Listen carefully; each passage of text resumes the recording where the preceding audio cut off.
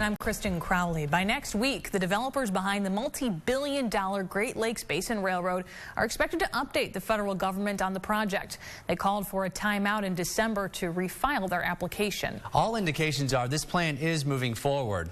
While there are those fighting to keep this railroad from ever happening, there are those at least interested in hearing more. Tonight, we're digging deeper into the pros and cons of this controversial project that is passing through the state line. This February warm-up is keeping John and Bonnie Murphy busy on their Winnebago County farm. Father's grandfather's father started the farm about 1840, and we've been here ever since. 166 acres. So what do you farm out here? Corn, beans, and dairy cows. There's a lot of action down at the Rochelle Rail Yard, too. Workers packing hundreds of rail cars onto city tracks to make way for even more. 400 cars going to be arriving tomorrow afternoon. There's a deep sense of tradition steeped in the farming and railroad industries in northern Illinois. These two economic engines at a crossroads now with the idea of a 270-plus mile railroad. The Great Lakes Basin Railroad would run from Wisconsin through Illinois into Indiana, cutting through farms along the way, including the Murphys. They're going to come and take a few acres of my land, and it'd be like I open a restaurant in Rockford and taking homeowners 20 feet of their property.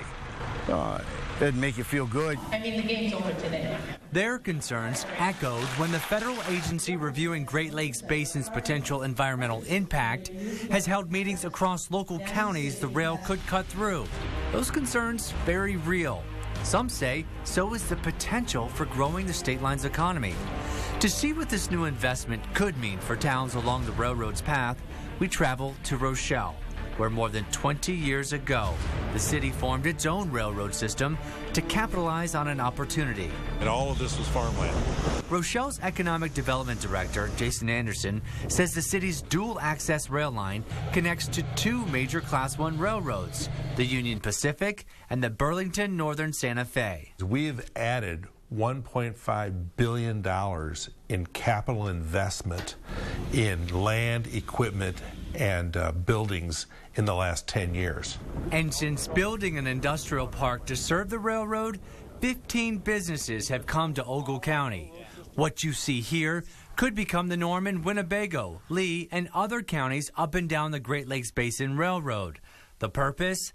To bypass Chicago. It takes about 2 days to get a product from Southern California or Seattle, Tacoma to Rochelle.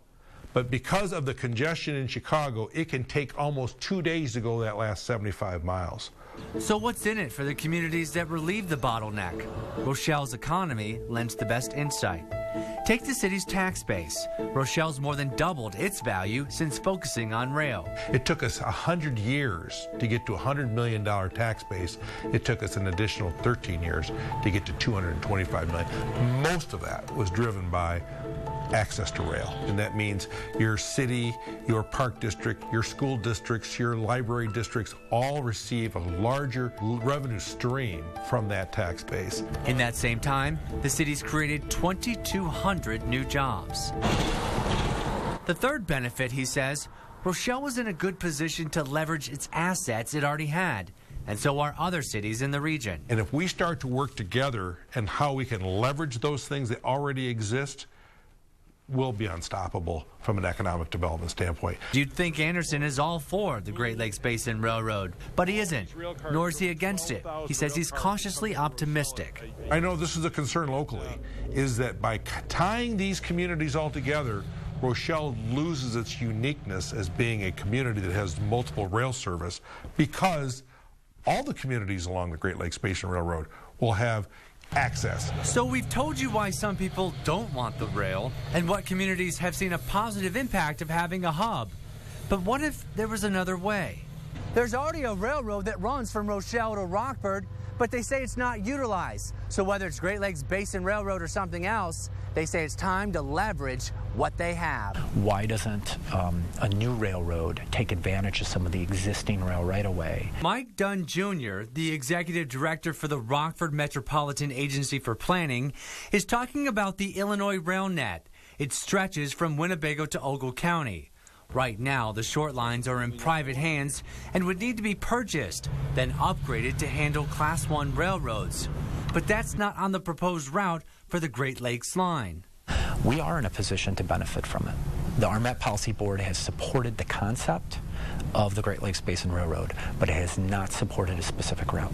It's why, Great Lakes Basin or not, RMAP's long-term plan is for a railroad to better serve Rockford's airport, to complement the global trade park north of RFD and the industrial park earmarked for development south of it along I-39.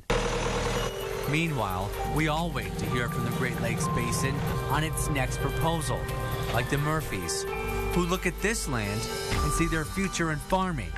That same land a railroad company could have a future on as it charts its course through the state line. The earliest the government could make its decision about the project is 2019. Eminent domain wouldn't be sorted out until then either.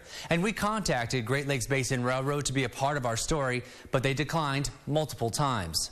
So this update next week could be everything from them asking for an extension or revealing a third all-new proposed route. We will keep you posted.